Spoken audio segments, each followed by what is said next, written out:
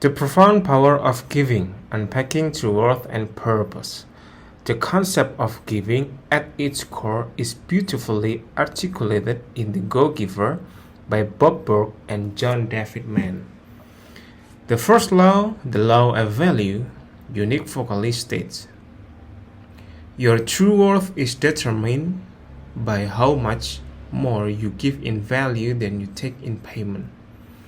This principle challenges the conventional transactional view of success, suggesting that genuine prosperity isn't measured by what we accumulate, but by the overflowing value we contribute to others.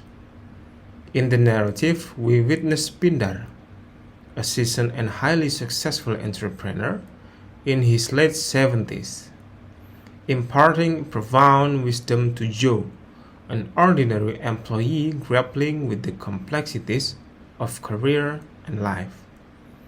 In a pivotal moment, Pindar reveals his profound trade secret, which he delivers with remarkable simplicity and grace. The secret is giving. The seemingly straightforward statement holds within it a universe of potential for transforming how we approach our work, our relationship, and our lives. For a long time, my own understanding of this powerful concept was clouded by confusion. The common adage, give as much as you can and one day you'll reap the rewards, while well-intentioned, often left me with more questions than answers. It felt like an incomplete puzzle. However, a significant piece of clarity emerged from the fifth law of the Go-Giver, the law of receptivity. The key to effective giving is to stay open to receiving. This revelation was a game changer. It highlighted that giving isn't a one-way street, but rather a dynamic exchange. It implies that true giving requires us to be equally open to accepting what comes back, whether it's gratitude, new opportunities, or even unexpected support. Yet, despite this newfound understanding, a persistent question lingers for me, and perhaps for many who strive to embody a giving spirit worldwide. How does one give correctly? What constitutes the appropriate amount of giving? And critically, when is truly the right time to give? These aren't easy questions, and the answer often depend on context, intention, and a deeper understanding of human connection. Cultivating a giving mindset. Lessons from Simon Sinek.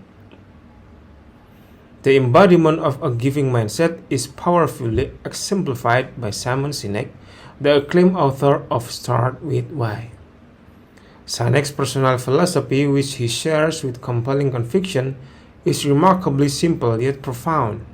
I show up to give. This isn't just a catchy phrase. It's a deeply ingrained principle that guides his every interaction. Imagine this moment before stepping into a stage to address a large audience. Sinek repeats these words aloud.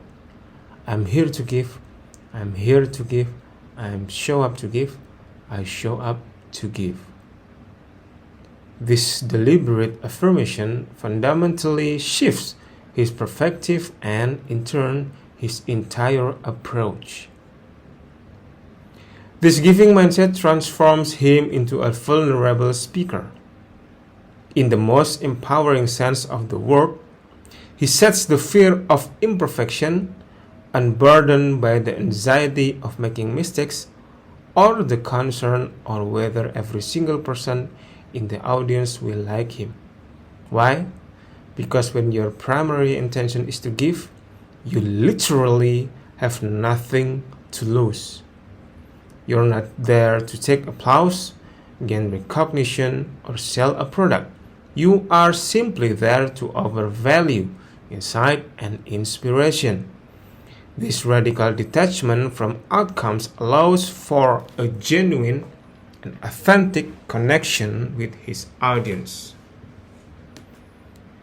Sinek recounts a fascinating anecdote that perfectly illustrates the impact of this mindset. During a visit at the Pentagon, he was told that his book had been highly influential, with nearly everyone in the office having read it.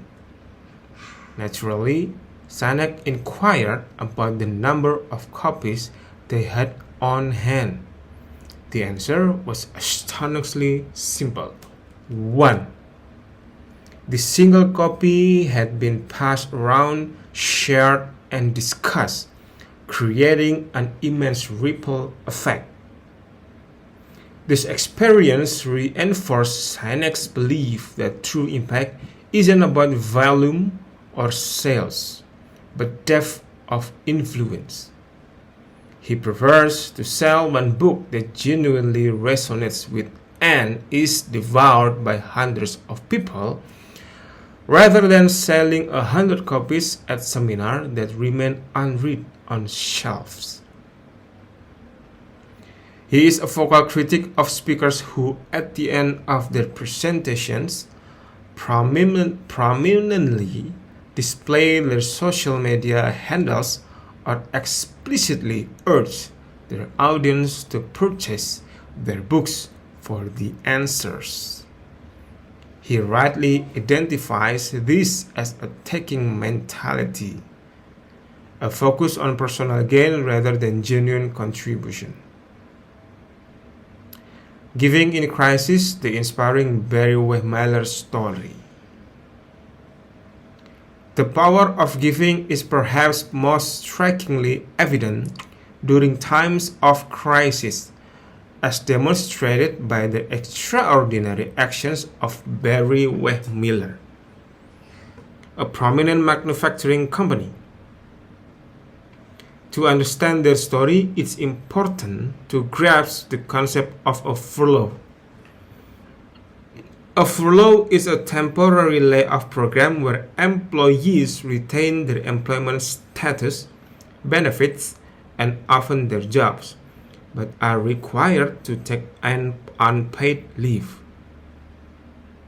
Companies typically implement furloughs to cut labor costs during periods of economic hardship, hoping to avoid permanent layoffs.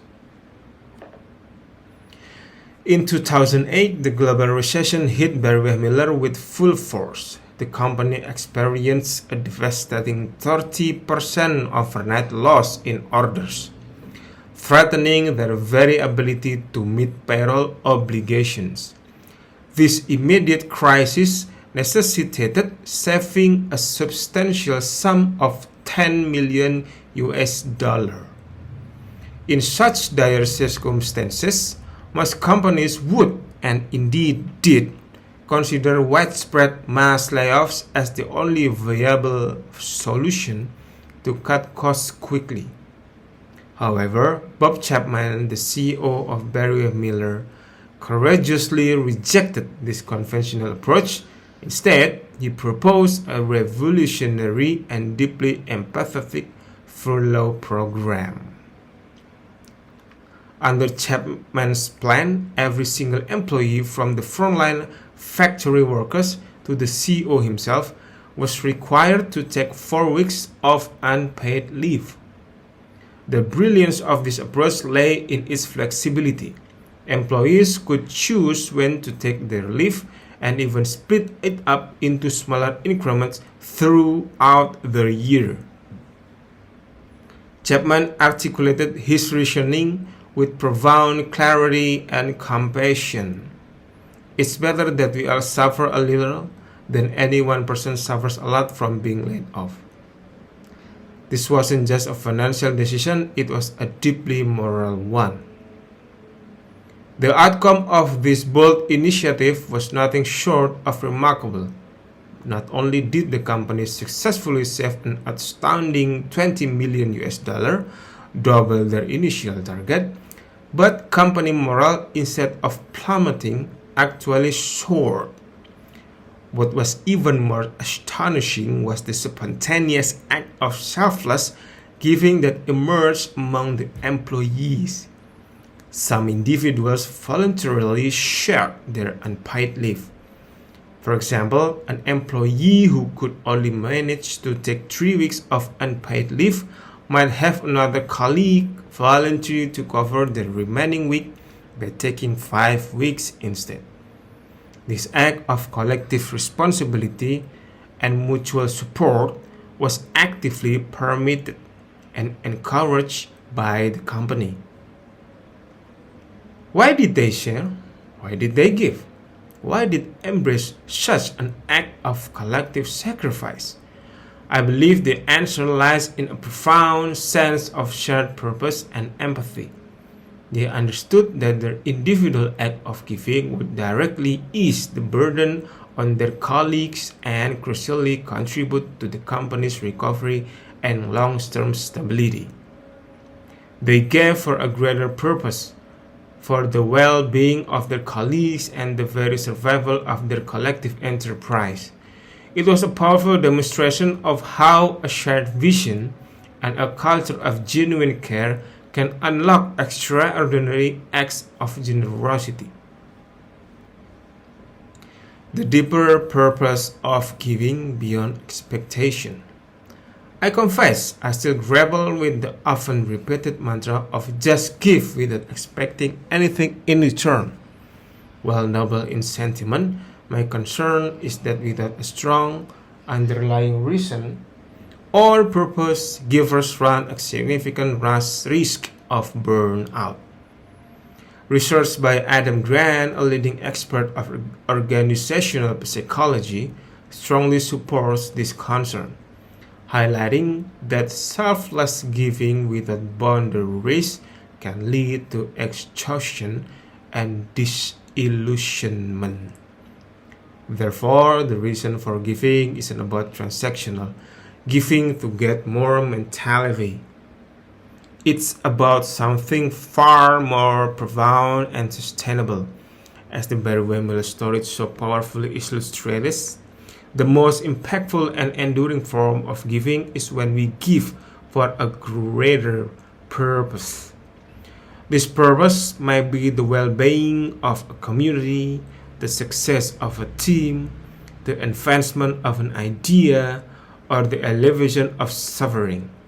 When giving is rooted in a larger meaningful objective, it becomes not a burden, but a source of genuine fulfillment and sustained energy. What are your thoughts of the distinction between giving to get and giving for a greater purpose? Do you find one more motivating than other? Please let me know.